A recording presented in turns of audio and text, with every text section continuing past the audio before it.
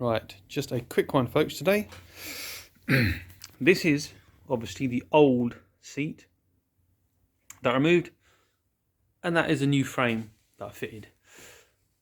But as you can see, this one was an up and down only electric, but I removed the motor out because the motor goes here and to that little pin there. This one is more fancy 8-way seat, so it has two motors to do front. That one does the rear, and this one up here does the front. And as you can see, the front motor is on that bar, and that bar fouls the DVD player, which means that there's that much gap between that and that. The rear fits fine. So what I'm going to do is,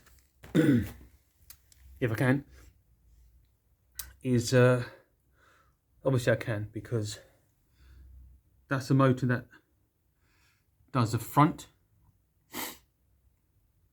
It's got rails either side, so I'm just going to pop those rivets out somehow. Hopefully they just drill out, refit them with some bolts and things, and yeah, hopefully get it working.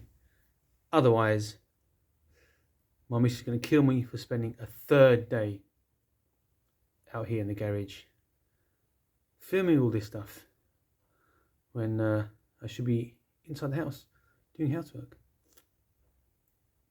But yeah, as I said, if it wasn't for that, it would have been a question of bolt that to that, that goes in, eel plugs up, seat goes in, obviously with the seat belt.